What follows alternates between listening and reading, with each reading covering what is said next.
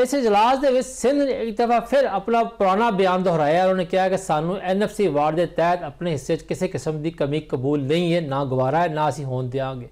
इस तो पहले भी जिन्नी भी तरमीमां दो हुई ने 26वीं 27वीं, हर तरमीम के स्टैबलिशमेंट ने तो हुकूमत ने कोशिश की कि NFC अवार्ड भी शामिल किया जाए, लेकिन पीपल्स पार्टी की मुजाहमत की वजह तो यह तरमीम शामिल नहीं हो सकी। लेकिन ये मामला हजे मुक्या नहीं है, ये हजे एक दफ़ा फिर उठना ही उठना है।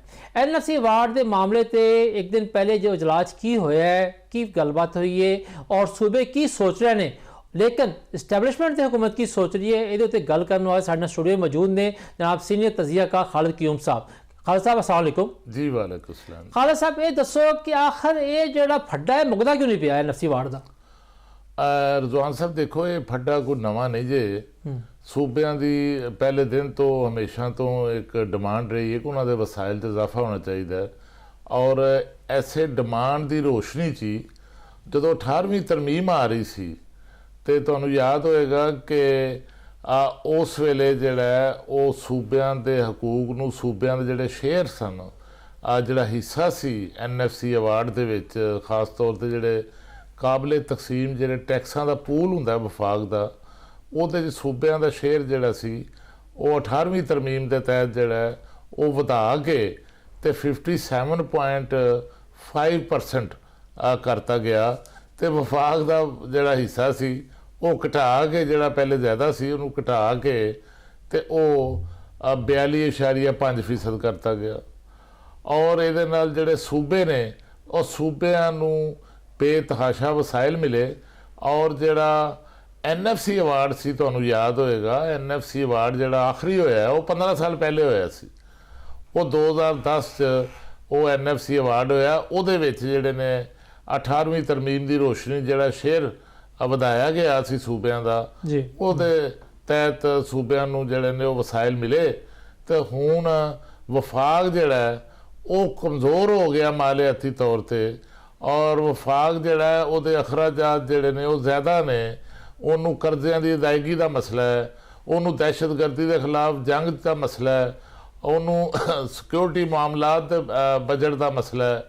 ਔਰ ਜਿਹਦੀ ਵਜ੍ਹਾ ਤੋਂ ਵਫਾਕ ਦੇ ਵਿੱਚ ਹੁਣ ਇਹ ਕੋਸ਼ਿਸ਼ ਹੋ ਰਹੀ ਹੈ ਕਿ ਜਿਹੜਾ NFC ਅਵਾਰਡ ਹੈ, ਜਿਹੜਾ ਸ਼ੇਅਰ ਹੈ, ਪਹਿਲੇ ਤੋਂ ਕੋਈ ਰੱਦੋ ਬਦਲ ਹੋਏ, ਲੇਕਿਨ ਉਹਦੇ ਵਾਸਤੇ ਸਭ ਤੋਂ ਜ਼ਿਆਦਾ ਜਿਹੜੀ ਮੁਖਾਲਫਤ ਆ ਰਹੀ ਹੈ ਉਹ ਇਸ ਹੁਕੂਮਤ ਦੀ ਜਿਹੜੀ ਇਤਿਹਾਦੀ ਜਮਾਤ ਹੈ ਪੀਪਲਸ ਪਾਰਟੀ ਉਹਦੀ ਤਰਫੋਂ ਆ ਰਹੀ ਹੈ। और बिलावल भुट्टो जरदारी जिहड़ा वो बड़ा खुल खिला के ते बड़े जोरदार तरीके नाल जिहड़ा वो कोई आइन दे विच कोई ऐसी तरमीम की मुखालफत कर रहे हैं जिहदे तहत कोई सूबਿਆਂ का शेयर जिहड़ा ना वो घटिया जा सके। कल के इजलास के चौधरी साहब सूबਿਆਂ ने जो वफाक ने कहा कि सूबे जोड़े ने उनका शेयर बनता है 57.5%, इन्हू घटाया जाए। लेकिन सब तो ज़्यादा जी तकड़ी आवाज़ मुखालफत की है वो सिंध ने की थी, तो KPK हुकूमत ने मुखालफत की है। हाँ, अल्लाह के इहदा सूबਿਆਂ का अगर शेयर घटता है तो सब तो ज़्यादा जो असर पैना जो ना वो पंजाब से पैना, क्योंकि पंजाब का शेयर जोड़ा है वो सब तो ज़्यादा है। वो तो 1200 कुछ अरब है, मेरा ख्याल 1200 कुछ अरब का नहीं, 1240 अरब का तो इस वेले बजट जे है। तुहानू पंजाब च हर तरफ जिहड़े मनसूबे 100 के करीब मनसूबे नज़र आ रहे ने। वो NFC अवार्ड ही जे जिहड़े पैसे बहुत ज़्यादा मिल गए ने। और दूसरा रजवान साहब जिहड़ा पहला इजलास भी होया और इस मौके पर भी जिहड़ा वफाकी हुकूमत है उन्हें कुछ फार्मूले भी दिते ने ताकि जिहड़ा अगर आईनी तरमीम ना ही करनी पे, पीपल्स पार्टी नहीं मनती कि असी नहीं करन देनी तो उन्होंने तो बगैर हो भी नहीं सकती। उन्होंने 2 फार्मूले भी दिते ने।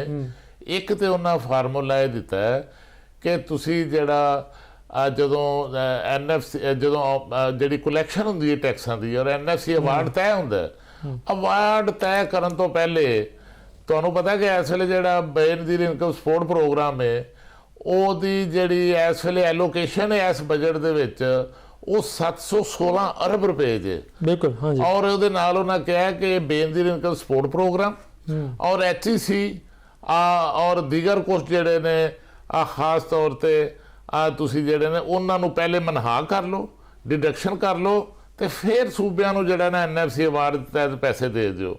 दूसरा फार्मूला ये सी कि जेडे सिक्योरिटी अखराजात इजाफे की जरूरियात ने ਔਰ ਜਿਹੜਾ ਉਹਦੇ ਨਾਲ ਖਾਸ ਤੌਰ ਤੇ ਵਾਟਰ ਸਿਕਿਉਰਿਟੀ ਦੇ ਵਿੱਚ ਵੀ ਸਾਨੂੰ ਹੁਣ ਬਹੁਤ ਜ਼ਿਆਦਾ ਆ ਵਸਾਇਲ ਦੀ ਜ਼ਰੂਰਤ ਹੈ। ਔਰ ਗਿਲਗਿਤ ਬਲਤਿਸਤਾਨ ਔਰ ਆਜ਼ਾਦ ਕਸ਼ਮੀਰ ਨੂੰ ਵੀ ਜਿਹੜੀਆਂ ਸਾਨੂੰ ਇਜ਼ਾਫੀ ਜਿਹੜੀਆਂ ਗਰੰਟਾਂ ਦੇਣੀਆਂ ਪੈਂਦੀਆਂ ਨੇ ਫੈਡਰਲ ਗਵਰਨਮੈਂਟ ਨੂੰ, ਇਹਨਾਂ ਵਾਸਤੇ 2.5% ਜਿਹੜਾ ਹੈ ਉਹ NFC ਅਵਾਰਡ ਜਿਹੜਾ ਹੈ ਉਹ 2.5% ਜਿਹੜਾ ਹੈ ਉਹ ਅਵਾਰਡ ਤੈਅ ਕਰਨ ਤੋਂ ਪਹਿਲੇ ਹੀ ਕਟੌਤੀ ਕਰ ਲਈ ਜਾਏ। ਲੇਕਿਨ ਜਿਹੜਾ ਉਹ ਸਿੰਧ, ਜਿਸ ਤਰ੍ਹਾਂ ਤੁਸੀਂ ਫਰਮਾ ਰਹੇ ਹੋ ਕਿ ਸਿੰਧ ਹੁਕੂਮਤ ਜਿਹੜੀ ਹੈ ਉਹ ਇਹਨਾਂ ਦੋਨਾਂ ਫਾਰਮੂਲਿਆਂ ਨੂੰ ਤਸਲੀਮ ਨਹੀਂ ਕਰ ਰਹੀ। ਅੱਛਾ ਜੈਸਾ ਜਿਹੜੀ ਤੁਸੀਂ ਆ ਗੱਲ ਫਾਰਮੂਲਾ ਦਿੰਦੇ ਪਏ ਹੋ, ਇਹ ਦੇਖਿਆ ਜਾਵੇ ਫਿਰ 2.5% ਕਟੌਤੀ ਹੋ ਵੀ ਜਾਵੇ, ਇਸ ਟਾਈਮ 57.5% ਦਾ ਸੂਬਿਆਂ ਦਾ ਸ਼ੇਅਰ, ਔਰ 2.5% ਕਟੌਤੀ ਤੋਂ ਬਾਅਦ ਉਹ ਰਹਿ ਜਾਏਗਾ ਜਨਾਬ ਵਾਲੀ ਫਿਰ ਦੁਬਾਰਾ 57% ਦੇ ਕਰੀਬ। ਨਹੀਂ, ਉਹ ਜਿਹੜੀ ਬਾਅਦ ਚ ਵੀ ਰਹੇਗੀ ਨਾ ਰਜ਼ਵਾਨ ਸਾਹਿਬ, ਉਹ ਜਿਹੜੇ ਪੈਸੇ ਬਾਕੀ ਤਕਸੀਮ ਹੋਣੀ ਜਿਹੜੀ ਹੈ ਉਹ 57.5% ਦੇ ਹਿਸਾਬ ਨਾਲ ਹੀ ਹੈ। ਕਿੰਨਾ ਕੁ ਬਚਤ ਹੋਏਗੀ? ਉਹਦੀ ਵਜ੍ਹਾ ਹੈ ਕਿ ਉਹ ਆਇਨ ਦੇ ਵਿੱਚ ਉਹ ਆਇਨ ਚ ਲਿਖਿਆ ਗਿਆ ਹੈ, ਆ ਫੀਸਦ ਤੈਅਸ਼ੁਦਾ, ਉਹਨੂੰ ਤੁਸੀਂ ਰੱਦੋ ਬਦਲ ਨਹੀਂ ਕਰ ਸਕਦੇ। ਔਰ ਅਸਲ ਮਸਲਾ ਇਹ ਹੋਇਆ ਜੇ ਕਿ ਜਦੋਂ 18ਵੀਂ ਤਰਮੀਮ ਜਿਹੜੀ ਹੈ ਉਹ ਬਣ ਰਹੀ ਸੀ ਤੇ ਉਹਦੇ ਵਿੱਚ ਉਹ ਜ਼ਰਦਾਰੀ ਸਾਹਿਬ ਨੇ, ਪੀਪਲਸ ਪਾਰਟੀ ਵਾਲਿਆਂ ਨੇ ਇੱਕ ਸ਼ਿਕ ਪਾਤੀ। ਉਹ ਸ਼ਿਕੇ ਪਾਤੀ ਹੈ, ਉਹ ਆਇਨ ਦਾ ਇੱਕ ਆਰਟੀਕਲ ਹੈ 160, ਉਸ ਆਰਟੀਕਲ ਦੇ ਸ਼ਿਕੇ ਪਾਈ ਹੈ ਕਿ ਕੋਈ ਵੀ ਅਗਲਾ ਜਿਹੜਾ ਵੀ NFC ਅਵਾਰਡ ਆਏਗਾ ਉਹ ਅਵਾਰਡ ਦੇ ਵਿੱਚ ਸੂਬਿਆਂ ਦਾ ਸ਼ੇਅਰ ਜਿਹੜਾ ਹੈ ਉਹ ਵੱਧ ਸਕਦਾ ਹੈ, ਘਟ ਨਹੀਂ ਸਕਦਾ। ਇਹ ਸ਼ਿਕ ਜਿਹੜੀ ਹੈ ਹੁਕੂਮਤ ਖਤਮ ਕਰਾਉਣਾ ਚਾਹੁੰਦੀ ਆਇਨ ਦੀ ਤਰਮੀਮ ਦੇ ਤਹਿਤ।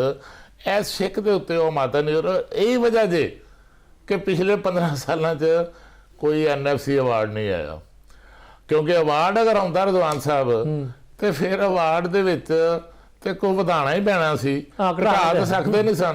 ਉਹਨਾਂ ਕਿਹਾ ਅੱਛਾ ਠੀਕ ਹੈ, ਤੁਸੀਂ ਨਾ ਉਹ ਜਿਹਨੂੰ ਅਸੀਂ ਕਹਿੰਦੇ ਆ ਨਾ ਪੰਜਾਬੀ ਡੰਗ ਟਪਾਓ ਪ੍ਰੋਗਰਾਮ, ਉਹਦੇ ਤਹਿਤ ਅਬੂਰੀ ਜਿਹੜਾ ਨਾ ਉਹ NFC ਅਵਾਰਡ ਜਿਹੜਾ ਉਹਦੇ ਤਹਿਤ ਵੇਖਣ ਵਾਲੇ ਵੀ ਸੋਚਦੇ ਹੋਣਗੇ ਕਿ ਗੱਲ ਇਹ ਆ ਕਿ ਅਗਰ ਬੇਨਜ਼ੀਰ ਇਨਕਮ ਸਪੋਰਟ ਪ੍ਰੋਗਰਾਮ ਤੇ ਹਾਇਰ ਐਜੂਕੇਸ਼ਨ ਦੇ ਫੰਡਸ ਜਿਹੜੇ ਹੈ ਨੇ ਉਹ ਥੋੜੇ ਜਿਹਾ ਘਟਾ ਕੇ ਉਸ ਤੋਂ ਬਾਅਦ ਹਿੱਸੇਦਾਰੀ ਹੋ ਜਾਵੇ ਤੇ ਵਫਾਕ ਵੀ ਤੇ ਪਾਕਿਸਤਾਨ ਦਾ ਹੀ ਹੈ ਨਾ, ਉਹਦੇ ਚ ਕਿਉਂ ਏਡਾ ਮਸਲਾ ਹੈ? ਕੀ ਮਸਲਾ ਹੈ? ਇੱਕ ਮੈਂ ਤੁਹਾਨੂੰ ਇਹ ਦੱਸ ਦਿਆਂ ਕਿ ਆਪਸ ਵਿੱਚ ਲੜਨਾ ਕੋਈ ਨਹੀਂ। ਜਿਹੜੇ ਹਾਲਾਤ ਨੇ ਤੁਹਾਨੂੰ ਵੀ ਨਜ਼ਰ ਆ ਰਹੇ ਨੇ, ਕੋਈ ਲੜਾਈ ਵਾਲੇ ਮਾਮਲਾਤ ਨਹੀਂ ਹੋਣੇ। ਔਰ ਬਿਲ ਆਖਰ ਲੱਗਦਾ ਹੈ ਕਿ ਕੋਈ ਸੈਟਲਮੈਂਟ ਜਿਹੜੀ ਨਾ ਹੋ ਜਾਣੀ ਹੈ, ਔਰ ਸੈਟਲਮੈਂਟ ਜਿਹੜੀ ਹੈ ਕੋਈ ਗਿਵ ਐਂਡ ਟੇਕ ਵਾਲੀ ਜਿਹੜੀ ਹੈ ਹੋਏਗੀ, ਕਿਉਂਕਿ ਸਾਡੇ ਜਿਹੜੇ ਸਦਰੇ ਪਾਕਿਸਤਾਨ ਨੇ, ਜਿਹੜੇ ਮਫਾਹਮਤ ਦੇ ਬਾਦਸ਼ਾਹ ਨੇ ਆਸਫ ਅਲੀ ਜ਼ਰਦਾਰੀ, ਔਰ ਖਾਸ ਤੌਰ ਤੇ ਉਸ ਤੋਂ ਬਾਅਦ ਵਜ਼ੀਰ ਆਜ਼ਮ ਪਾਕਿਸਤਾਨ ਸ਼ਹਿਬਾਜ਼ ਸ਼ਰੀਫ, ਜਿਨ੍ਹਾਂ ਇੱਕ ਬੜੀ ਮਫਾਹਮਤ ਜਿਹੜੀ ਹੈ ਉਹਦਾ ਅਮਲੀ ਸਬੂਤ ਦਿੱਤਾ ਵੇ ਔਰ ਕਿੱਡੇ ਵੱਡੇ ਇਤਿਹਾਦ ਨੂੰ ਲੈ ਕੇ ਚੱਲ ਰਹੇ ਨੇ। ਇਹਨਾਂ ਦੇ ਹੁੰਦਿਆਂ ਇਹਨਾਂ ਦੋਵਾਂ ਪਾਰਟੀਆਂ ਲੜਨਾ ਕੋਈ ਨਹੀਂ, ਇਹ ਗਿਵ ਐਂਡ ਟੇਕ ਕਰ ਲੈਣਗੇ ਤੇ ਇਹ ਮਾਮਲਾ ਵੀ ਜਿਹੜਾ ਨਾ ਹੱਲ ਹੋ ਜਾਏਗਾ। ਲੇਕਿਨ ਅਸਲ ਸਵਾਲ ਜਿਹੜਾ ਨਾ ਰਜ਼ਵਾਨ ਸਾਹਿਬ ਹੋਏ ਵੇ ਕਿ ਤੁਸੀਂ ਸੂਬਿਆਂ ਨੇ ਇੰਨੇ ਇਜ਼ਾਫੀ ਫੰਡ ਦੇ ਲੈ ਲਏ, ਵਫਾਕ ਦੇ ਟੈਕਸਾਂ ਦਾ ਪੈਸਾ ਲੈ ਲਿਆ ਔਰ ਲੈ ਕੇ ਤੇ ਸੂਬਿਆਂ ਨੇ ਫਿਰ ਆਪਣੀ ਤਰਜੀਹਾਤ ਦੇ ਮੁਤਾਬਕ ਪੈਸੇ ਖਰਚ ਕੀਤੇ ਨੇ ਔਰ ਸੂਬਿਆਂ ਨੇ ਵੀ ਅੱਗੇ ਇਨਸਾਫ ਕੋਈ ਨਹੀਂ ਜੇ ਕੀਤਾ। ਵੇਖੋ ਨਾ, ਜਿਹੜੇ ਪਸਮਾਨਦਾ ਇਲਾਕੇ ਨੇ, ਜਿਹੜੇ ਪਸਮਾਨਦਾ ਜ਼ਿਲ੍ਹੇ ਨੇ, ਉਹਨਾਂ ਦੇ ਵਿੱਚ ਜਿਹੜਾ ਉਹਨਾਂ ਦੀ ਆਬਾਦੀ ਦੀ ਬੁਨਿਆਦ ਤੇ ਫੰਡ ਇਹਨਾਂ ਨੇ ਗੱਲ ਇਹੀ ਹੈ ਨਾ, ਗੱਲ ਤੁਹਾਡੀ ਸੱਚੀ ਹੈ। ਗੱਲ ਇਹ ਹੈ ਕਿ ਸੂਬੇ ਜਿਹੜੇ ਇਹ ਤੇ ਕਹਿੰਦੇ ਨੇ ਕਿ ਸਾਨੂੰ ਪੈਸੇ ਹੋਰ ਆਣ ਵਫਾਕ ਵੱਲੋਂ, लेकिन क्या ये सवाल नहीं, जिम्मेदारी नहीं है सूबे की कि अपनी रेवन्यू की जमा कर, जैसा कि कल के इजलास के चेयरमैन FBR राशिद गडियाल साहब ने यह गल की, उन्होंने कहा कि इस टाइम जो सूबे ने वो सिर्फ 0.8% रेवन्यू इकट्ठे कर रहे हैं, लेकिन उन्होंने घट्टो घट्ट एक कलैक्शन जी 3% ਵਧਾਣੀ चाहिए है। नाल उन्होंने यह भी कहा कि वफाकी हुकूमत जी है उन्होंने भी अपनी टैक्स टू आमदन जी GDP वो 3.5% तो ਵਧਾ के 14% करना लाजमी 2028 तक, यानी कि अगले 3 सालों के उम्मीद करनी चाहिए कि साढ़े जोड़े सूबे हैं ने और जो वफाकी हुकूमत है वो कभी ये भी गल सोच लैन कि आखिर इस फड्डे का एको दफ़ा जोड़ा है हल तलाश किया जाए। हर चौथे दिन जोड़ा है NFC वार्ड का फड्डा पा के बह जाते हैं तो आवाम भी सोचते हैं कि यार ये सूबे करते की पे ने, अगर वफाक नूं पैसे चाहिए ने तो सूबे नूं वफाक का साथ देना चाहिए।